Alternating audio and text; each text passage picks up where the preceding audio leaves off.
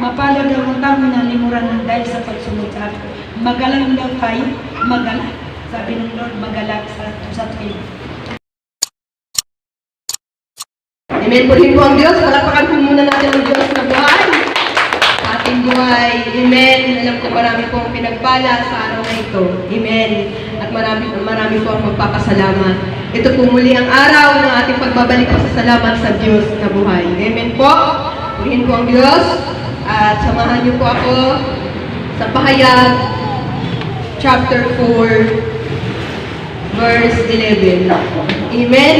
Ang sabi po dito, aming Panginoon at Diyos, karapat-dapat kang tumanggap ng kaluwalhatian, karangalan at kapangyarihan sapagkat ikaw ang lumalang sa lahat ng bagay at ayon sa iyong kagustuhan, sila'y nagkaroon ng buhay at nalikha. Amen. So, purihin po ang Diyos na buhay. Amen. Karapat-dapat po talaga natin ibalik sa Diyos ang karangalan, kaluwalhatian. Amen. Dahil nasa Kanya po ang lahat at Siya po ang may pangyayari. Ayun, Siya po ang magpangyayari ng lahat sa ating buhay. Amen. At purihin natin at balik sa Kanya ang lahat ng karangalan. Amen. Dahil Siya po ang nagbibigay ng lahat ng bagay. Amen. At ng buhay mo at buhay ko. Amen po. Pasalamatan po natin ang Diyos na buhay sa araw na ito dahil lubos po siyang mabuti sa ating buhay. Amen. Dahil nakilala natin siya na po, siya po ang Diyos na makapangyarihan. Amen.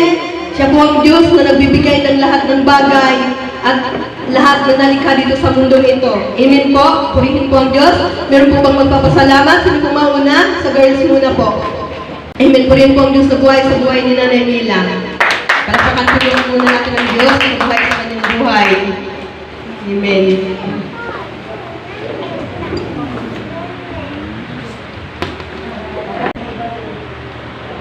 No, mapagpalang umaga po sa inyong lahat.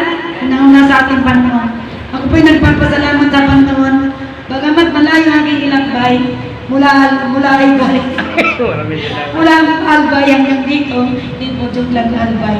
Mula Santol, North Bay, kasi malayo, naminis ko kayo. Gusto ko kayo makita linggo-linggo.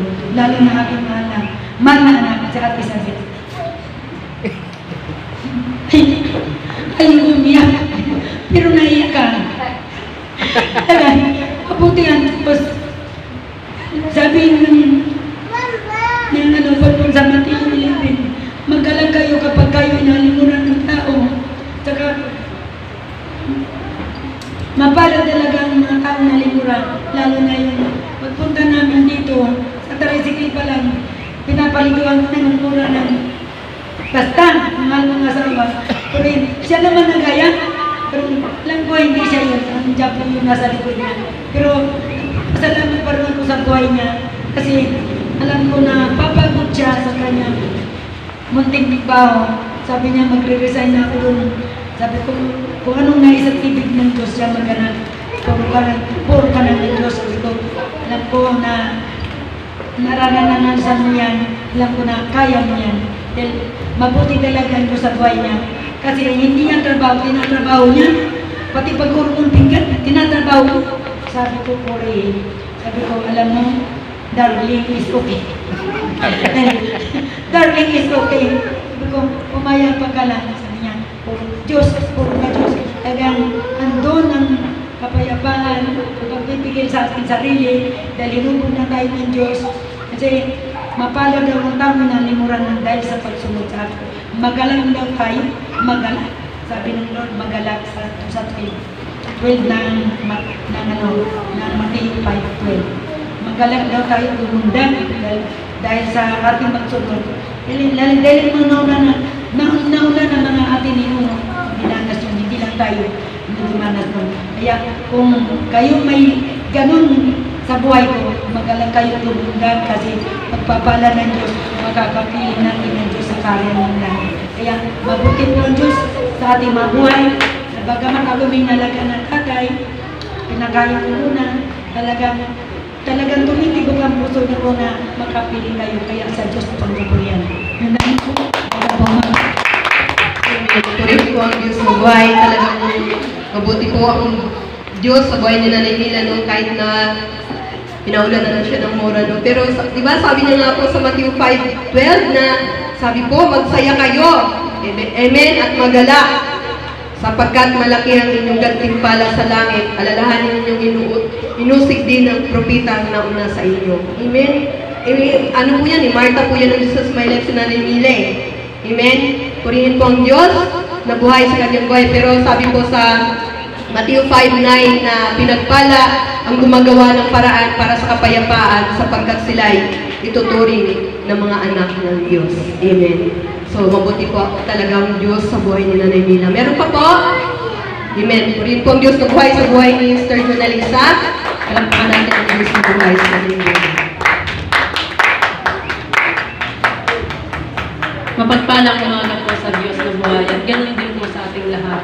Ayun po, nagpapasalamat po ako sa Panginoong Diyos na ang aking pagpapasalamat sa Panginoong Diyos ay yung pong sa ikaput handog na kung saan ito ay aming naranasang mag-asawa.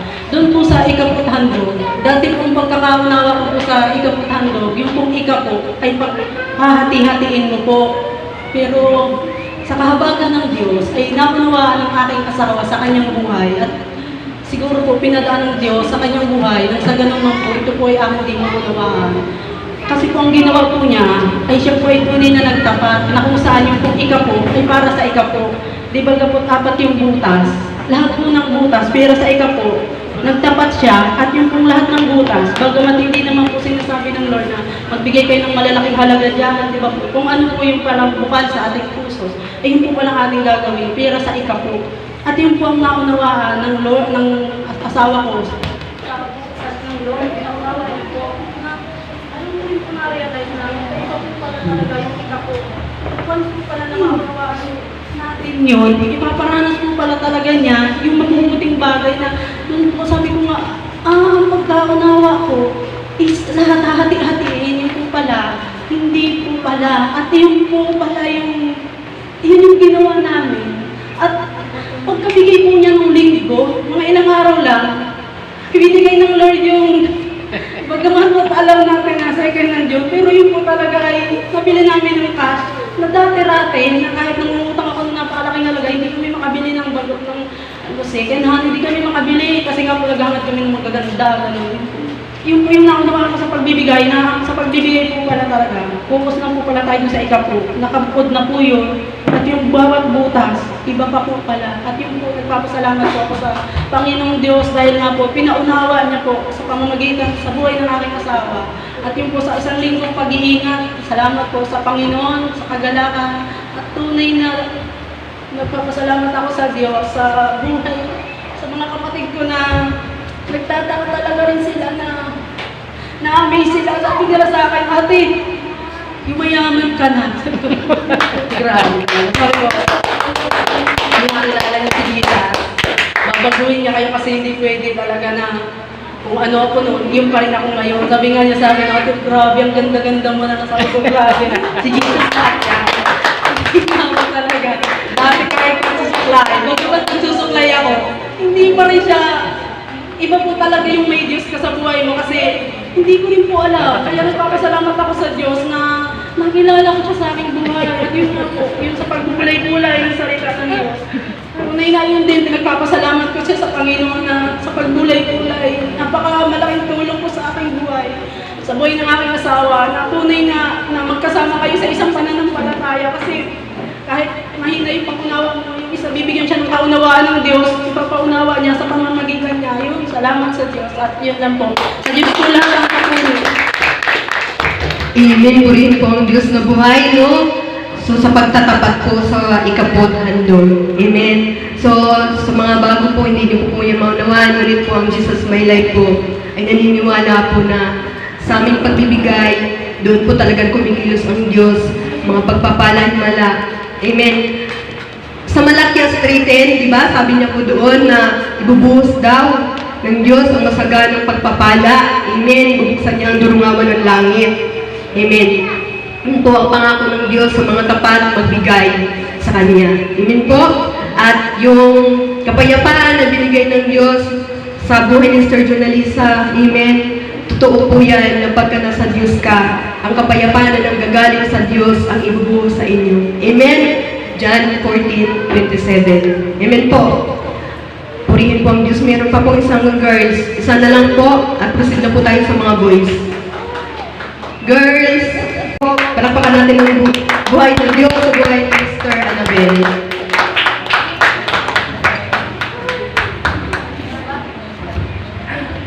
Mapagpala po umaga sa ating lahat. Pinapasalamat ko lang po kay Lord yung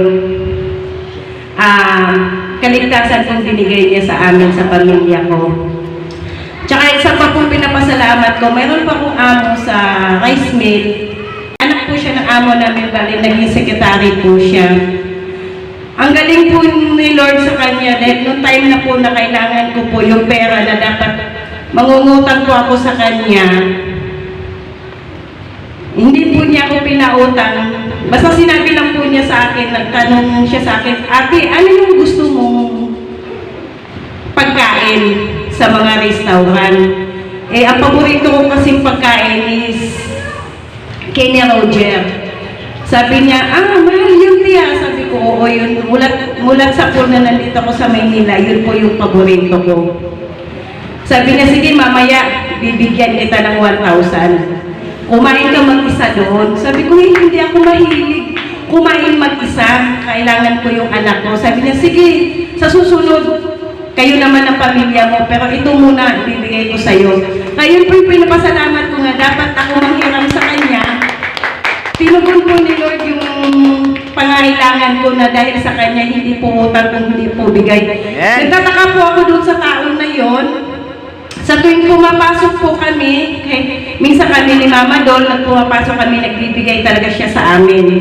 Tapos sa akin po, madalas po akong binibigyan, minsan 500, minsan pambili ng Jollibee ni Andre kasi gustong-gusto po niya si Andre. Kaya po yung pinapasalamat ko kay Lord na kahit pa paano meron siyang inuutusan na tao na tutulungan ako sa financial na walang kapalit, walang kabayaran. Yun po yung pinapasalamat ko kay Lord na kahit po ganito lang kami, may tao pa palang tumutulong sa akin. Tsaka po yung pinapasalamat ko po yun ngayon na noon naalala ko si Elizabeth na church pa kami sa Ugaya family. Ang naalala ko sa kanya, yung kapayapaan hindi nabibili sa tindahan. Yun po yung naalala ko sa kanya na sabi ko nga sana makamtan ko. Naingit po kay Tita Margina na nakamtan niya. Sabi, noon mo, pinagpipray ko nung bago ako dito sa church, sabi ko sana yung naranasan ni Brad Sunny, sana maranasan ng asawa ko. Para naman makita ko yung kapayapaan, makita ko yung pagbabago. Amen. Pero bagamat wala naman siya dito sa church na to, nakamtan ko po yung kapayapaan na yon hanggang ngayon. Ayun po pinapasalamat ko kay Lord na wala man siya dito, pero binago po siya ni Lord sa iba mang relihiyon, binago po siya ni Lord doon. Kaya yun po yung pinapasalamat ko na dati kasi kapayapaan na yung kinaiingitan ko Ngayon hindi pa ako naiingit kasi nakamtan ko na po ngayon. Ayun lang po pinapasalamat ko kay Lord. Amen. Purihin ang Diyos na buhay sa takdang panahon. At tamang panahon, di ba, sa kawikaan, may tamang panahon ng pagbabago.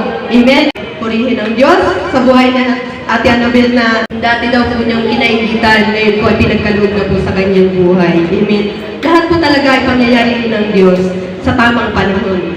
Amen. Yun po sabi ni Haring Solomon. Amen po. Meron pa po ba sa girls? Mama Mars? Sige po. Purihin ang Diyos sa buhay ni Mama Mary na tunay na pinagpala. Pagpalang umaga sa lahat. Ako'y lubos na nagagalak sa Panginoon. Matanda na ako sa Lord, pero lagi ako naluluha. Kasi sa kabilang ng mundo, mahirap. Pero sa Diyos ko ay hindi. Maraming sitwasyon sa buhay ng isang nagpalataya na kailangan mong pagtagumpayan. Unang-una na yung kapaligid sa iyong pamilya.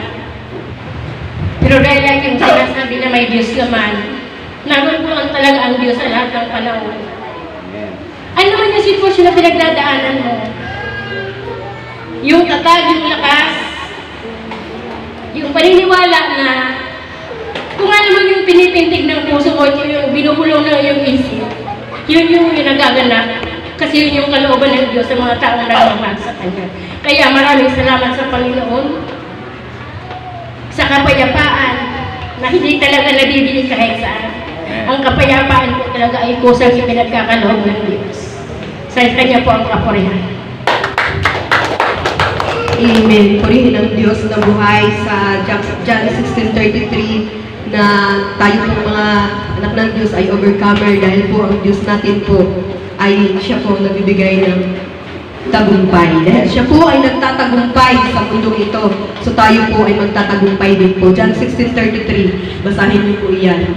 At talagang naroon po na pinaalala na po sa atin ng Diyos na dito sa lupa mayroong pagbuha, kapighatian. Amen po. Purihin ang Diyos ng buhay. Ngunit, siyempre, dahil po nasa Diyos tayo, ang kapayapaan ay naroon.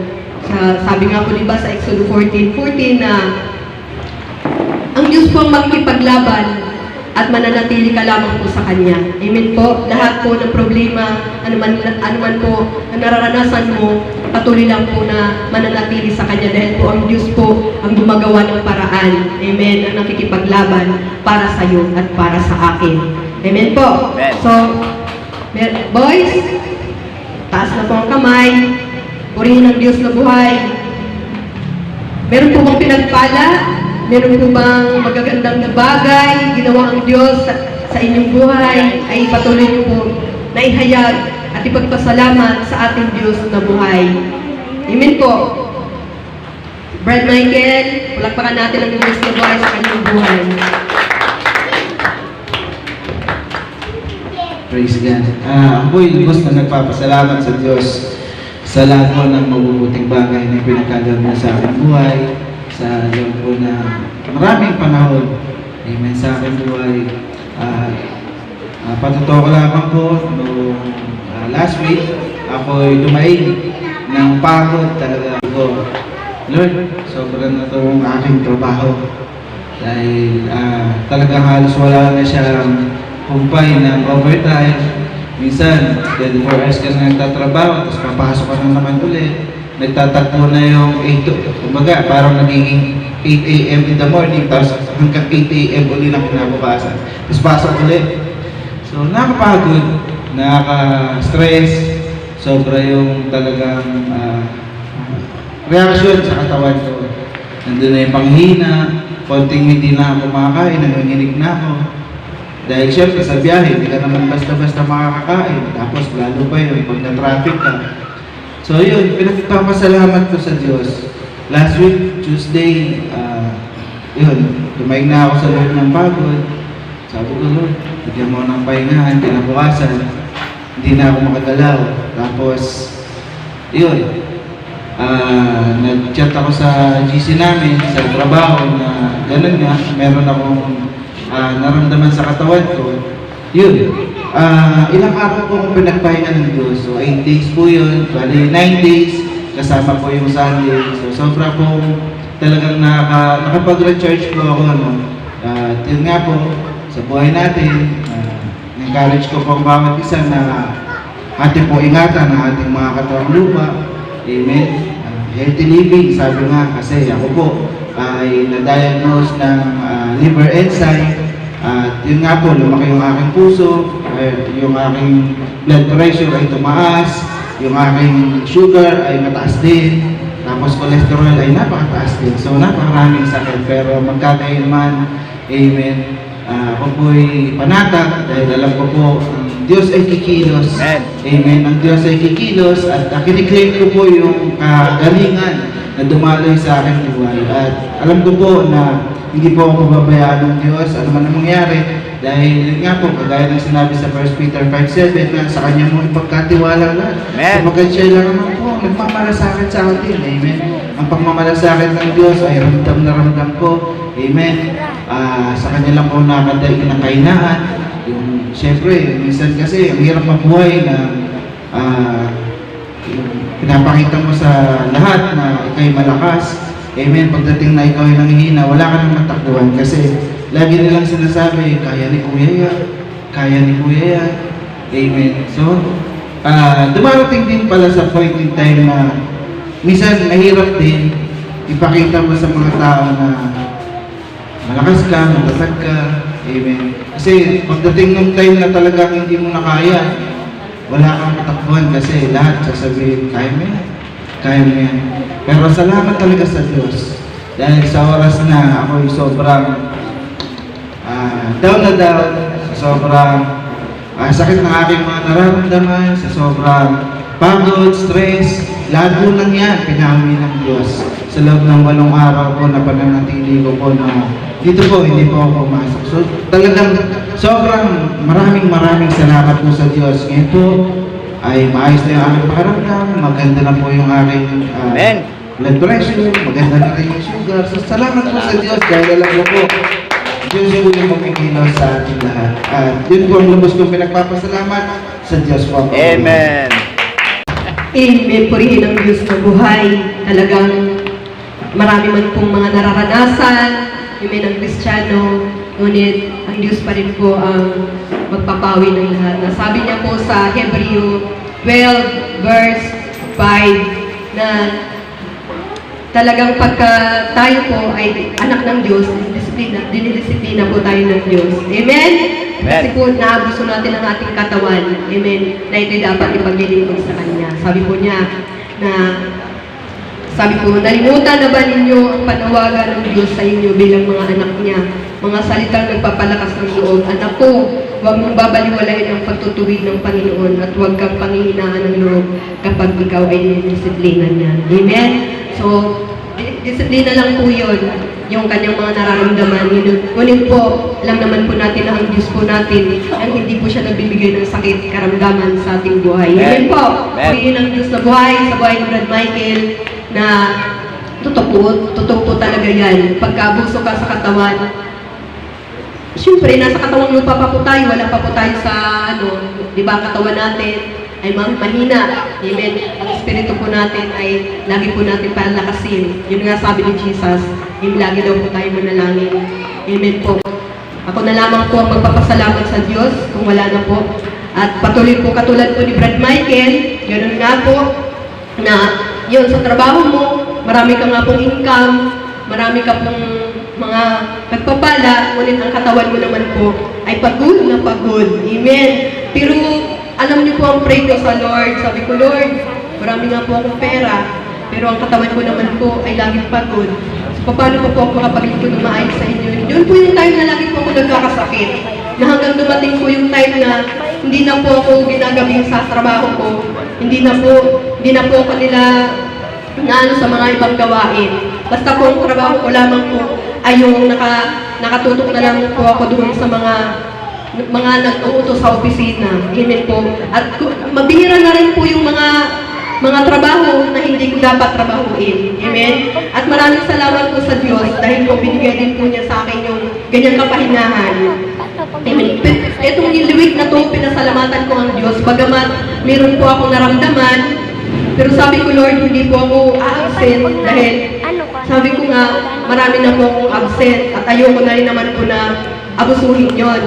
So, salamat sa Panginoon dahil patuloy niyo po ako binigyan ng lakas kahit na magandang ang pakiramdam ko. At salamat sa Panginoon dahil pagka alam naman nila pala na meron akong naramdaman, hindi po nila ako masyadong tinatawag. Pagka pumupunta na lang po ako sa opisina, doon pa lang po nila ako uutosan. Amen? Talagang mabuti ang Diyos sa buhay at salamat sa kanyang mga pagpapala at mala na patuloy niyang pinapadaloy sa mga tao na pinagpapala din naman po at sinishare po sa akin. Yun lamang po.